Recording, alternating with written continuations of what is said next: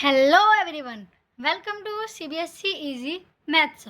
तो कैसे हैं आप सब? उम्मीद करती हूँ आप लोग अच्छे होंगे। अब आज हम करने जा रहे हैं क्लास 9th का चैप्टर नंबर 3 जिसका नाम है द वर्ल्ड ऑफ नंबर्स का पार्ट नंबर 3।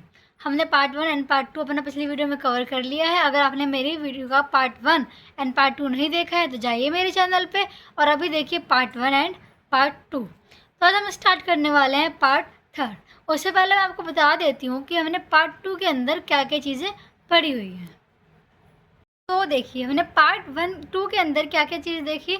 हमने इंटीजर्स के बारे में पढ़ा, इंटीजर क्या होते हैं। फिर हमने ब्रह्मगुप्ता के आइडिया के बारे में पढ़ा इंटीजर को लेकर। हमने पढ़ा रूल्स ऑफ इंटीजर्स क्या होते हैं, साइन नोटेशन के बारे में समझा और इसके अलग अलग रूल्स पढ़े। ये हमारा जब कंप्लीट हो गया तो इसके बाद हमने पढ़ा रैशनल नंबर। हमने क्या पढ़ा? रैशनल नंबर कि रैशनल नंबर क्या होते हैं, इसके कुछ एग्जाम्पल समझे और फिर हमने देखा टाइप्स ऑफ रैशनल नंबर, कितने टाइप्स के हमारे जो है रैशनल नंबर होते हैं। ये देखिए ये रहे types of rational number. Types of rational number के बारे में हमने पढ़ा इक्विवेलेंट रैशनल नंबर। मैंने आपको बताया था कि ये वाला टॉपिक हमारे क्या है, सिलेबस के लिए बहुत ज़्यादा इंपॉर्टेंट है। इस चैप्टर का ये इंपॉर्टेंट टॉपिक है जो एग्जाम में क्वेश्चन आते हैं इसके ऊपर। फिर सेकंड टॉपिक हमने इसका क्या पढ़ा, इक्वालिटी ऑफ रैशनल नंबर। ये भी इंपॉर्टेंट है, उसके ऊपर भी क्वेश्चंस आते हैं एग्जाम में। फिर इसके बाद हमने पढ़ा अपना सबसे इम्पोर्टेंट टॉपिक जिसका नाम है अर्थमेटिक ऑपरेशन। क्या नाम है? Arithmetic operation. आज हम इसी टॉपिक को अपना आगे कंटिन्यू करेंगे। इसका हमने पहला एक पार्ट पढ़ा था जिसका नाम था एडिशन। ठीक है, क्या नाम था? एडिशन। हम इसका सेकंड पार्ट बी पढ़ेंगे जिसका नाम है सब्ट्रैक्शन। क्या नाम है? सब्ट्रैक्शन। तो आइए हम स्टार्ट करते हैं अपना पार्ट 3 के टॉपिक को। तो क्या है हमारा बी पार्ट? सब्ट्रैक्शन। वैसे आप लोगों के स्कूल अब खुल गए होंगे तो कैसी चल रही है आप लोगों की पढ़ाई? मज़ा आ रहा है पढ़ने में या बोरिंग लग रही है आपको नई क्लास? देखिए सब्ट्रैक्शन में होता है, जैसे हमने यहाँ पर एडिशन के बारे में पढ़ा था कि अगर नीचे डिनोमिनेटर सेम होता है तो हम ऊपर के नंबर को प्लस करते हैं और नीचे वालों को सेम रखते हैं। वैसे यहाँ पर सब्ट्रैक्शन के लिए है, अगर हमारा क्या हो, डिनोमिनेटर क्या हो, सेम हो, डिनोमिनेटर सेम हो तो हमारा क्या होगा। मैं आपको एग्जांपल के थ्रू समझाती हूँ। मान लीजिए हमारे पास है 3/2, हमें माइनस करना है 1/2। ठीक है, तो हमारा डिनोमिनेटर देखिए नीचे सेम है, यहाँ पर भी 2 है और यहाँ पर भी 2 है। तो हम इसको लिखते हैं 3 माइनस का 1/2। ठीक है, 3 में से 1 गया तो क्या बचेगा हमारा 2/2। समझ आया? ये था जब डिनोमिनेटर हमारा क्या हो, सेम हो, मतलब नीचे का नंबर क्या हो हमारा, सेम हो। अब हम यहाँ पर देखेंगे अगर क्या हो हमारा डिनोमिनेटर डिफरेंट हो, डिनोमिनेटर हमारा क्या हो, डिफरेंट हो, मतलब अलग अलग हो। तो एग्जाम्पल लेके समझाती हूँ आपको। हमने लिया 5/6। क्या लिया हमने? 5/6। हम माइनस करेंगे 1/3। अब यहाँ देखिए, यहाँ पर है 6, यहाँ पर है 3, तो हम इसको सेम नहीं लिख सकते हैं जैसे हमने ये वाला लिखा था। इसको सॉल्व करने के लिए हमें पहले नीचे एलसीएम लेना पड़ता है। जो नीचे वाले नंबर होते हैं, जो डिनोमिनेटर होता है, उसका हमें क्या लेना पड़ता है? LCM. Take the LCM of denominator. LCM लेना मैंने आपको बताया हुआ है। अगर आपको नहीं आता एलसीएम लेना, जाइए मेरे चैनल पे और मेरी शॉर्ट्स वीडियो है उसको देखिए कि हम एलसीएम कैसे लेते हैं। ठीक है, तो एलसीएम कैसे लेते हैं यहाँ पे 6,3। इसका एलसीएम क्या होगा? तो इसका एलसीएम होगा 3 × 2 = 6। इसका एलसीएम क्या होगा? 6। एलसीएम 6 आया है, इसका मतलब ये है कि जो नीचे वाले नंबर हैं हमें उन्हें क्या बनाना पड़ेगा? 6 बनाना पड़ेगा। क्या बनाना पड़ेगा? हमें उन्हें 6 बनाना पड़ेगा। 6 बनाने के लिए हम क्या करेंगे, हमारे पास क्या नंबर है 5/6 माइनस का 1/3। यहाँ पर तो 6 है ही तो हम इसको नहीं छेड़ेंगे। ठीक है, पर यहाँ पर 6 नहीं है तो हम 3 को किस नंबर से मल्टीप्लाई करें कि 6 आ जाए। 3 × 2 क्या होता है 6। और एक चीज़, जिस नंबर को हम नीचे मल्टीप्लाई करते हैं उसी नंबर को हम ऊपर भी मल्टीप्लाई करते हैं। तो हमने यहाँ 2 से मल्टीप्लाई किया है तो ऊपर भी किससे मल्टीप्लाई करेंगे? 2 से मल्टीप्लाई करेंगे। तो ये हो जाएगा हमारा 5/6 माइनस का 2/6। इतना आपको समझ आ गया? यस है। अब देखिए नीचे का डिनोमिनेटर सेम है तो हम इसको ऐसे लिख सकते हैं 5 माइनस का 2/6। अब 5 में से 2 गया तो क्या आएगा? 3/6। ठीक है, आप इसको इतना भी छोड़ सकते हैं और अगर फ्रैक्शन में और ज़्यादा कट रहा है, अगर हम इसको और डिवाइड कर सकते हैं तो इसको हम काट देंगे। जैसे 3 के टेबल से कटेगा, 3 के टेबल में 3 कितने पर आता है? 1 पर। 6 कितने पर आता है? 2 पर। तो ये हमारा क्या आ जाएगा? इसका आंसर आ जाएगा। इतना आपको समझ आया? हमने किसके बारे में पढ़ा? एडिशन के बारे में पढ़ा, सब्ट्रैक्शन के बारे में पढ़ा। अब हमारा इसका पार्ट सी है मल्टीप्लिकेशन। क्या पार्ट है हमारा? मल्टीप्लिकेशन। हम करेंगे अपना पार्ट सी जिसका नाम है मल्टीप्लिकेशन। ठीक है, अगर आपको ये लगता है ना कि मैं फास्ट चल रही हूँ या कहीं पर भी कोई दिक्कत है तो आप मुझे कमेंट करके ज़रूर बताइएगा। ठीक है, मल्टीप्लिकेशन ये कुछ नहीं होता है, ये बहुत सिंपल होता है। इसको हम डायरेक्ट मल्टीप्लाई करते हैं, जैसे हम नॉर्मल अपने मल्टीप्लिकेशन करते हैं ना, टेबल पढ़ते हैं, ये उसी तरीके से। इसमें क्या होता है? मल्टीप्लाई करते हैं हम न्यूमिनेटर को न्यूमिनेटर से, मतलब जो ऊपर वाला नंबर है उसको ऊपर वाले नंबर से ही मल्टीप्लाई करते हैं।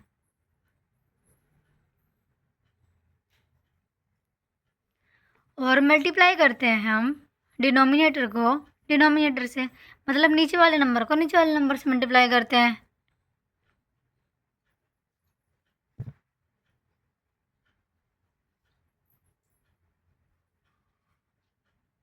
मैं आपको इसका एक एग्जांपल करके दिखाती हूँ ताकि आपको अच्छे से समझ आ जाए। तो मान लीजिए हमारे पास एक नंबर है 3/4, मल्टीप्लाई करना है हमें इसको 3/5 से। ठीक है, ये हमारे पास क्या है? इसका नंबर है। अब हम इसको डायरेक्ट मल्टीप्लाई करेंगे इससे और इसको करेंगे इससे। सामने देखो, ऊपर वाला क्या होता है? न्यूमिनेटर होता है, नीचे वाला डिनोमिनेटर होता है। तो ऊपर वाले को ऊपर वाले से, नीचे वाले को नीचे वाले से। 3 3 ज़ा कितना होता है? 9/में। 4 5 ज़ा 20। तो ये हमारा क्या आ गया? आंसर आ गया। समझ आया आपको? एक और एग्जांपल ले लेते हैं। 1/2 को मल्टीप्लाई करना है 3/4 से। ठीक है, किसे? 3/4 से। तो ऊपर वाले को ऊपर वाले से, नीचे वाले को नीचे वाले से। 1 3 ज़ा 3/में 2 4 ज़ा 8। तो यहाँ पर 8। समझ आया? हमने कौन सा देखा? एडिशन का देखा, सब्ट्रैक्शन का देखा, मल्टीप्लिकेशन का देखा। अब हम देखेंगे डिवीज़न के लिए। किसके लिए हम देखेंगे? इसका डी पार्ट है डिवीज़न। ये हम क्या पढ़ रहे हैं? अर्थमेटिक के ऑपरेशन पढ़ रहे हैं। क्या पढ़ रहे हैं हम? अर्थमेटिक का ऑपरेशन पढ़ रहे हैं। हम क्या देखेंगे अब? डिवीज़न। ठीक है, इसमें क्या होता है? हम करते हैं, इसका जो रूल है वो है मल्टीप्लाई बाय द रेसिप्रोकल। हमारे पास 2 नंबर दिए गए होते हैं, उसमें से हम एक नंबर का रेसिप्रोकल करते हैं। रेसिप्रोकल का नंबर मतलब होता है किसी भी नंबर को उल्टा कर देना। जैसे अगर हमारे पास 2/7 है, ठीक है, तो हम उसका उल्टा करके लिख देंगे 7/2। तो वो क्या हो जाएगा? उसका रेसिप्रोकल हो जाएगा। ठीक है, अगर हम एग्जांपल की बात करें, समझे तो इसको, मान लीजिए मेरे पास है 3/5, इसको हम डिवाइड करेंगे 2/7 से। तो हम क्या करेंगे? रेसिप्रोकल करेंगे 2/7 का। We do the reciprocal of 2/7। तो 2/7 का रेसिप्रोकल क्या हो जाएगा? 7/2 हो जाएगा। तो अब हम इसकी जगह लिख देंगे 7/2। क्या हो जाएगा ये? 3/5 मल्टीप्लाई 7/2। देखो, हमने इसका रेसिप्रोकल किया है तो ये नंबर चेंज हुआ है, तो यहाँ साइन भी चेंज होगा। क्या होगा? साइन भी चेंज होगा। ऊपर हमने डिवाइड कर लिया था, यहाँ पर हो जाएगा मल्टीप्लाई का। ठीक है, तो जैसे हमने मल्टीप्लाई वाले में पढ़ा था, ऊपर वाला नंबर ऊपर से मल्टीप्लाई होगा, नीचे वाला नंबर नीचे से मल्टीप्लाई होगा। तो 3 7 जा कितना होता है 21 अपॉन में 5 2 जा 10। ठीक है, इतना आपको समझ आया। तो ये हमने क्या पढ़ा है, अर्थमेटिक का ऑपरेशन पढ़ा है। अर्थमेटिक के ऑपरेशन के अंदर हमने 4 चीज़ें पढ़ी है। एडिशन के बारे में पढ़ा है, सब्ट्रैक्शन के बारे में पढ़ा है, मल्टीप्लिकेशन के बारे में पढ़ा है, और ये हमने फिर पढ़ा है डिवीजन के बारे में। इतना आपको समझ आया? हाँ, मैं उम्मीद करती हूँ आपको समझ आया होगा। मैं आपसे फिर से कह रही हूँ, अगर आपको ये लग रहा है कि मैं ज़्यादा स्पीड में चल रही हूँ, सिलेबस ज़्यादा स्पीड में करवा रही हूँ, या आपको कहीं पर कुछ भी डाउट है, छोटा से छोटा डाउट, आप कमेंट करिए, पूछिए मुझसे, मैं आपके डाउट ज़रूर क्लियर करूँगी। ठीक है, आपका रिप्लाई ज़रूर दूँगी कमेंट का। तो इतना हो गया है, अब हम चलते हैं प्रॉपर्टीज़ ऑफ रैशनल नंबर। क्या है हमारा next topic? Properties of rational number. हम यहाँ पर कुछ प्रॉपर्टी पढ़ेंगे अपने रैशनल नंबर के बारे में। क्या है? Properties of rational numbers. ठीक है, इसकी 4-5 प्रॉपर्टीज मैं आपको कराती हूँ। पहली प्रॉपर्टी है हमारी, पहली प्रॉपर्टी है क्लोजर प्रॉपर्टी। क्या है? क्लोजर प्रॉपर्टी है। क्लोजर का मतलब ये होता है, हमारे पास कोई भी नंबर है। क्या है? हमारे पास कोई भी नंबर है, अगर हम उसे प्लस कर दें और सेम नंबर आए। एग्जाम्पल से आपको बताती हूँ। मान लो हमने 2 रैशनल नंबर लिए हैं। क्या लिए हमने? हम एग्जाम्पल लेते हैं। यहाँ पे मैंने 2 रैशनल नंबर लिए हैं, 1/2 प्लस 1/3। ये दोनों रैशनल नंबर होते हैं p/q की फॉर्म में। अगर हम इन्हें प्लस करेंगे तो हमारा आएगा 5/6। ये भी रैशनल नंबर है। मैं आपको सिंपल लैंग्वेज में बताती हूँ। अगर हम 2 रैशनल नंबर को प्लस करते हैं, जोड़ते हैं, और जो उनका सम है, क्या है, और उनका सम भी रैशनल नंबर है। क्या है? उनका सम भी रैशनल नंबर आए तो वो हमारी क्या होती है? क्लोजर प्रॉपर्टी होती है।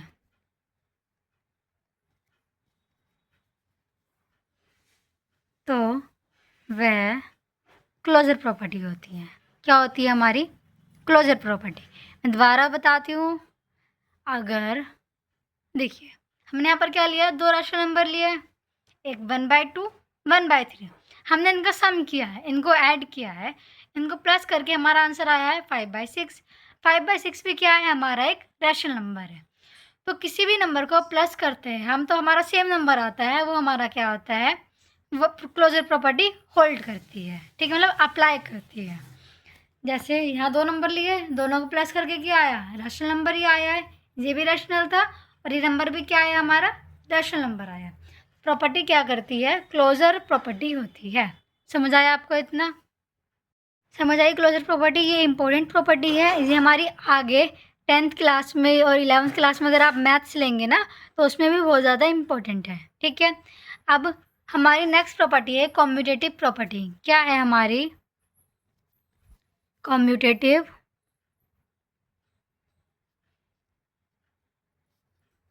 प्रॉपर्टी।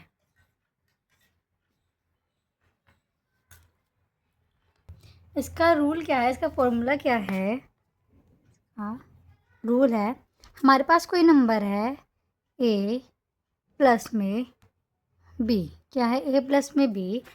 हम अगर इन नंबर को प्लस करें तो हमारा किसके इक्वल होना चाहिए? b प्लस का a होना चाहिए। क्या होना चाहिए? b प्लस का a। आप बस ये चीज़ याद रखिए, आराम से हो जाएगा ये वाला क्वेश्चन फिर। ठीक है, अगर हम एग्जाम्पल की बात करें, मान लीजिए मेरे पास a है 1/2, ठीक है, और b है 1/3। क्या है? 1/3। तो हम क्या करेंगे? इन नंबर्स को, इनकी वैल्यू को यहाँ पर पुट करके देखेंगे। a हमारा क्या है? 1/2 प्लस b क्या है? 1/3। ये किसकी इक्वल होना चाहिए? b प्लस का a।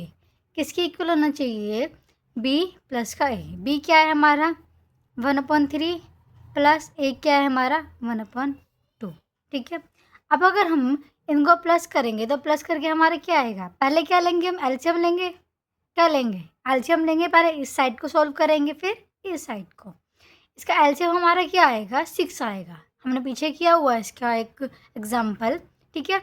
हमारा एलसीएम क्या आएगा 6 आएगा। तो इन्हें 6 बनाने के लिए हम क्या करेंगे 1/2, 2 को मल्टीप्लाई करेंगे 3 से, प्लस 1/3, 3 को मल्टीप्लाई करेंगे 2 से, इक्वल टू सेम यहाँ पर देखेंगे 1/3, 3 को मल्टीप्लाई करेंगे 2 से, प्लस 1/2, 2 को मल्टीप्लाई करेंगे 3 से, 3 1 जा 3/6 प्लस 1 2 जा 2/6 इक्वल टू 1 2 जा 2/6 प्लस का 1 3 जा 3/6, ठीक है। ये क्या हो गया हमारा ए हो गया, ये बी हो गया, ये हो गया बी, ये हो गया ए, ठीक है। अब अगर हम इन्हें प्लस करेंगे तो आएगा यहाँ पर 5/6 और यहाँ पर भी क्या आएगा हमारा 5/6। इससे हमें क्या पता चलता है कि इसमें क्या है कम्यूटेटिव प्रॉपर्टी लग रही है। ये देखिए क्या है हमारी कम्यूटेटिव प्रॉपर्टी में होना चाहिए, अगर हमारे पास कोई नंबर है ए, उसको हम प्लस कर रहे हैं बी में, तो किसके इक्वल होना चाहिए, इसके उल्टे के इक्वल, किसके, इसके उल्टे के इक्वल होना चाहिए, मतलब बी प्लस का ए हो जाना चाहिए। ये किसके लिए था एडिशन के लिए था, किसके लिए एडिशन के लिए। अब इसी में अगर हम मल्टीप्लिकेशन की बात करेंगे, किसकी बात करेंगे हम इसमें मल्टीप्लिकेशन, इसी का है मल्टीप्लिकेशन, मतलब मल्टीप्लाई करना। इसमें होना चाहिए कि जब हम किसी भी नंबर को मल्टीप्लाई कर रहे हैं, अगर हम कर रहे हैं ए मल्टीप्लाई बी, वो किसके इक्वल होना चाहिए बी मल्टीप्लाई ए के, ठीक है। ये तो बहुत ईजी है, तो हम थर्ड या फोर्थ से हम पढ़ के आ रहे हैं, लेकिन क्या है हमें प्रॉपर्टी के बारे में नहीं पता कि इसमें प्रॉपर्टी अप्लाई हो रही है। जैसे अगर हम सिंपल एग्जांपल लें, हम मल्टीप्लाई करेंगे 3 × 4, मान लीजिए नॉर्मल है, ये रैशनल नंबर का नहीं है, ठीक है। 3 × 4 करेंगे तो भी 12 आएगा, अगर हम 4 × 3 करेंगे तो भी क्या आएगा हमारा 12 आएगा। ए मल्टीप्लाई बी करो या बी मल्टीप्लाई ए करो, हमारा आंसर क्या आएगा सेम आएगा। अगर हम इसी को रैशनल नंबर के लिए करेंगे, इसका एग्जांपल लेंगे रैशनल नंबर के लिए, मान लीजिए 2/3, ये हमारे पास क्या है ए है, बी हमारे पास है 3/5, तो उसको हम कैसे लिखेंगे 2/3 मल्टीप्लाई 3/5 इक्वल होना चाहिए 3/5 मल्टीप्लाई 2/3। इतना आपको समझ आया। अब अगर हम इसको मल्टीप्लाई करेंगे तो क्या आएगा 6/15 इक्वल टू में 6/15, तो ये दोनों नंबर क्या है इक्वल है। हमने दो प्रॉपर्टी पढ़ी, कौन सी क्लोजर प्रॉपर्टी पढ़ी, फिर दूसरी पढ़ी हमने कम्यूटेटिव। अब हमारी तीसरी प्रॉपर्टी है एसोसिएटिव प्रॉपर्टी। क्या है हमारी तीसरी प्रॉपर्टी एसोसिएटिव प्रॉपर्टी। मैं आपको इस चैप्टर की सारी जो एक्सरसाइज है वो सॉल्व करूँगी, ठीक है, हर एक क्वेश्चन करवाऊँगी, तो आप वो वीडियो भी ज़रूर देखना। एसोसिएटिव प्रॉपर्टी, इसमें हम दो के बारे में पढ़ेंगे, पहला एडिशन के लिए, किसके लिए एडिशन के लिए, ये भी कॉम्यूटेटिव की तरह ही है, बस फ़र्क इतना है कि कॉम्यूटेटिव में हमने 2 नंबर लिए थे, यहाँ पर हम 3 नंबर लेंगे। क्या लेंगे 3, ए प्लस का बी प्लस का सी इक्वल होना चाहिए ए प्लस का बी प्लस का सी के, ठीक है। इसका मतलब है अगर हम एग्जांपल से समझें, हमारे पास एक नंबर है ए, क्या है बी 1 के इक्वल है, ए किसके इक्वल है 1 के इक्वल है, वही हमें बी दिया गया है 2 के इक्वल और सी दिया गया है 3 के इक्वल, ठीक है। तो हम इन नंबर को इसमें पुट कर देंगे, ए की जगह लिखेंगे 1, बी की जगह 2 प्लस का 3, ए की जगह 1 प्लस बी की जगह 2 प्लस सी की जगह 3। अब यहाँ पर हम क्या करेंगे, पहले ब्रैकेट सॉल्व करेंगे। बोर्ड मास आपने पढ़ा होगा, बोर्ड मास के अकॉर्डिंग क्या होता है, पहले ब्रैकेट सॉल्व होता है।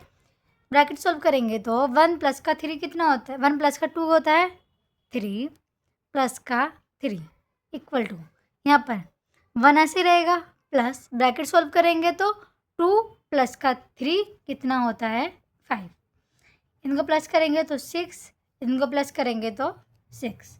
तो ये क्या हो गया हमारा इक्वल हो गया। तो जिस नंबर में जब हम 3 नंबर को ऐड करेंगे तो वो हमारी क्या होगी एसोसिएटिव होएगी, 2 नंबर को ऐड करेंगे तो हमारी कौन सी होगी कॉम्यूटेटिव होगी। कौन सी होगी कॉम्यूटेटिव होगी। ठीक है, इसका हमने एडिशन के लिए देखा, अब हम इसी में देखेंगे मल्टीप्लिकेशन के लिए।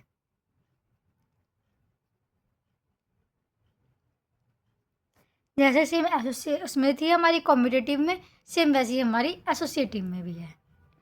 क्या है ए प्लस का B sorry A multiply B multiply C equal to में A multiply B multiply C होना चाहिए।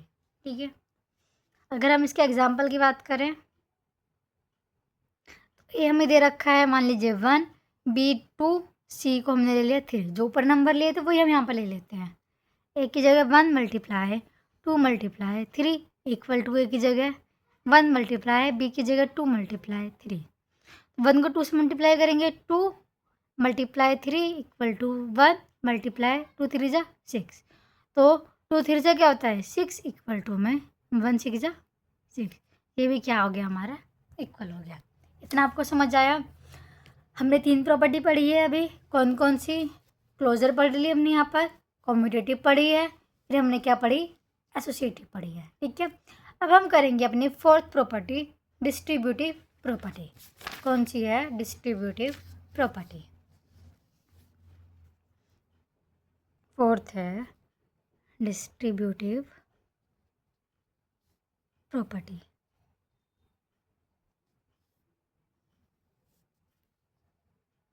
तो ये होती है हमारे डिस्ट्रीब्यूटिव प्रॉपर्टी। इसमें क्या होता है हमारे पास 3 नंबर होते हैं। इसमें हमने ले लिया ए बी और सी। इसमें हम क्या करते हैं ए को बी से मल्टीप्लाई करेंगे, बीच में प्लस का साइन है तो यहाँ प्लस का साइन होएगा। फिर करते हैं ए को सी से मल्टीप्लाई, एक बार पहले वाले से मल्टीप्लाई करेंगे फिर दूसरे वाले से मल्टीप्लाई करेंगे। हम इसको एग्जाम्पल से समझते हैं। मान लीजिए ए हमारे पास 2 दिया है, बी हमारे पास है 1/3 और सी हमारे पास है 1/6। ठीक है, ए की जगह अगर हम 2 रखेंगे, बी की जगह 1/3 प्लस सी की जगह 1/6, तो ये हमारे किसकी इक्वल होना चाहिए ए multiply B plus A multiply C. ए क्या है 2 मल्टीप्लाई 1/3 प्लस ए क्या है 2 मल्टीप्लाई 1/6। ठीक है, अगर हम इसे सॉल्व करना है तो हम इसे मल्टीप्लाई करके सॉल्व करके देख लेंगे कि एंड में हमारा आंसर क्या आ रहा है, सही आ रहा है फिर नहीं आ रहा है। चलो सॉल्व करते हैं हम इसको।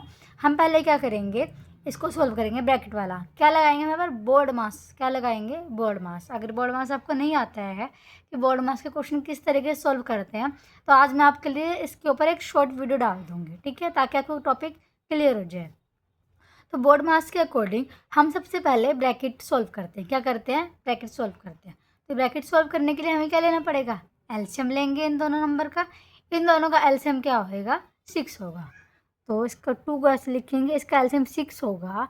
3 को मल्टीप्लाई करेंगे हम 2 से, तो 2/6 प्लस में 1/6 इक्वल टू में 2 1 जा 2/3 प्लस 2 1 जा 2/6। इतना आपको समझ आया। अब हम देखिए यहाँ पर सेम है तो हम इसको लिख सकते हैं 2 प्लस का 1/6 इक्वल टू, यहाँ पर भी एलसीएम लेंगे इस तरफ एलसीएम लेंगे तो यहाँ पे एलसीएम क्या आएगा 6 आएगा। तो इसको मल्टीप्लाई कर देंगे 2 से, तो ऊपर आ जाएगा 4/6 प्लस का 2/6। इतना समझ आया आपको। यहाँ लिखेंगे 2 + 1 कितना होता है 3 होता है /6 इक्वल टू, इनको करेंगे हम 4 प्लस का 2/6। अब इसको करेंगे 2 3 जा 6 होता है। ठीक है 6 होता है यहाँ पर 2 3 जा 6 हो गया।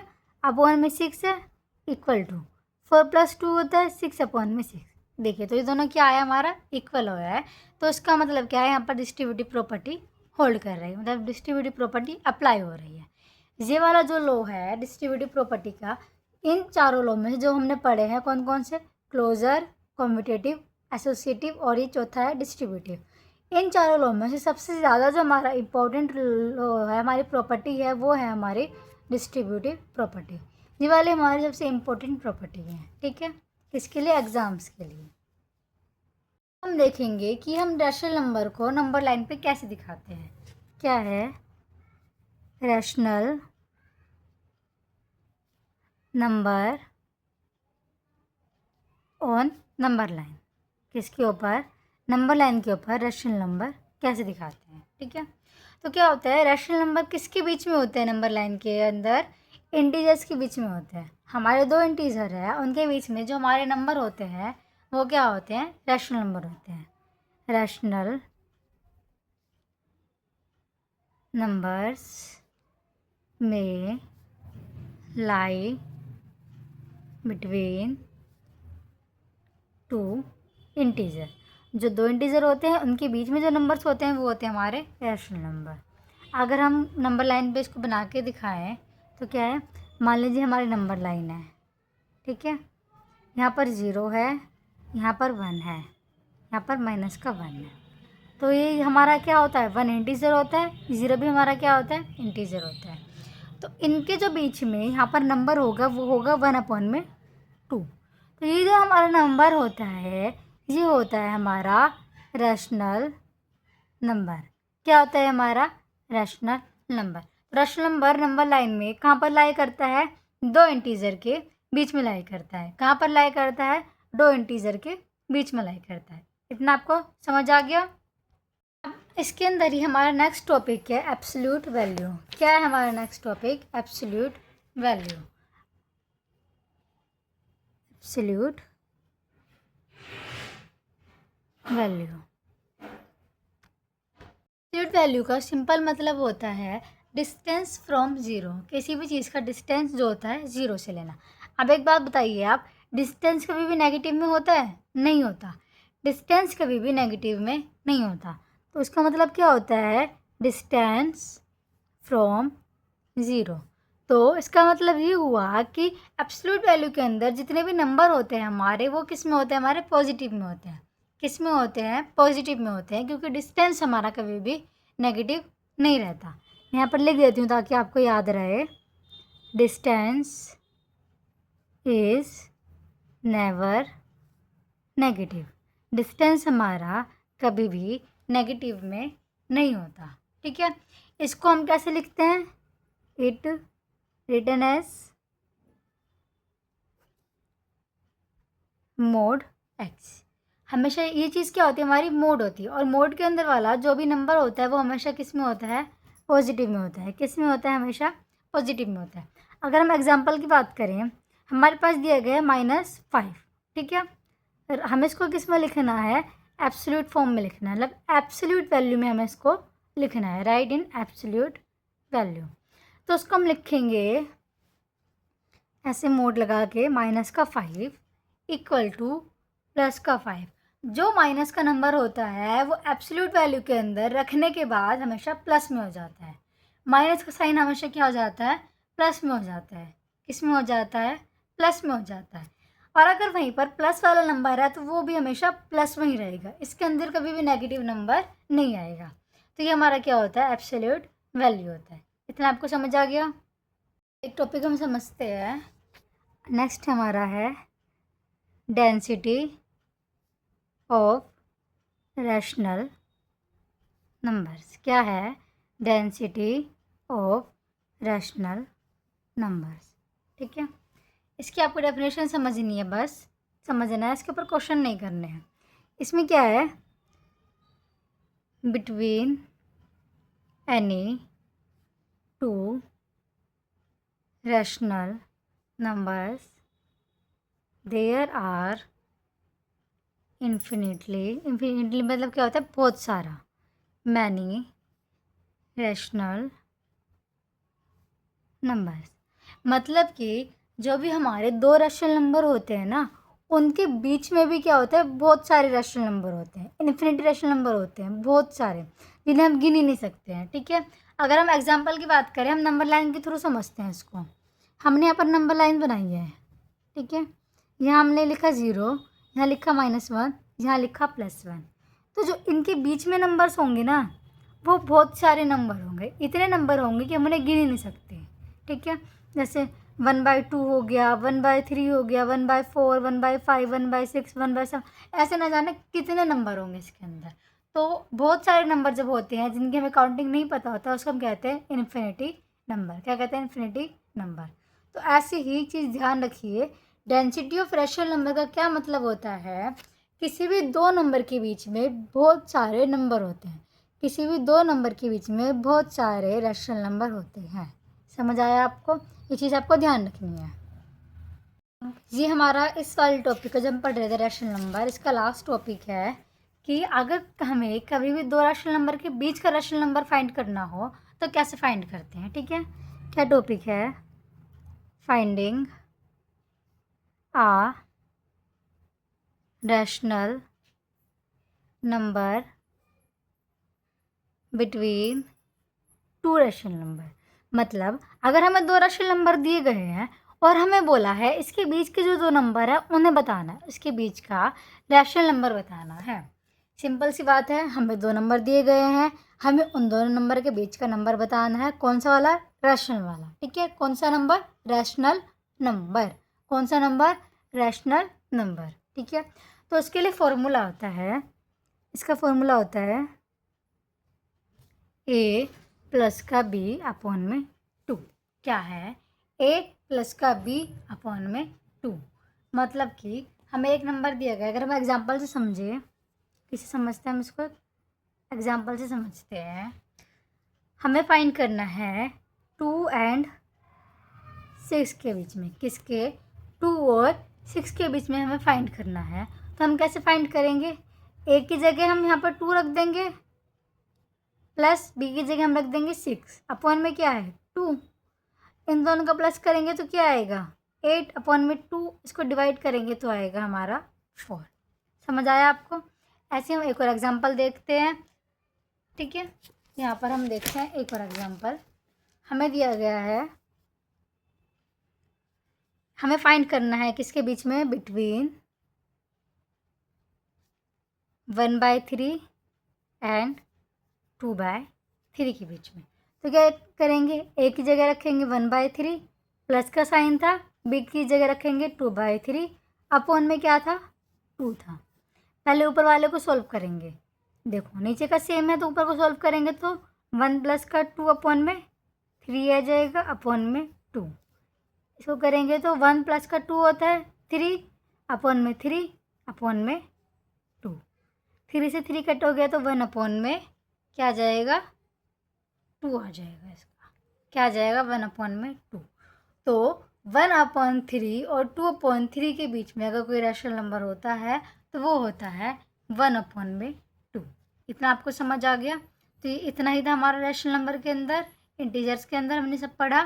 ठीक है, आज के लिए इतना ही। अब हम अपने नेक्स्ट वीडियो में पढ़ेंगे इरेशनल नंबर के बारे में। किसके बारे में?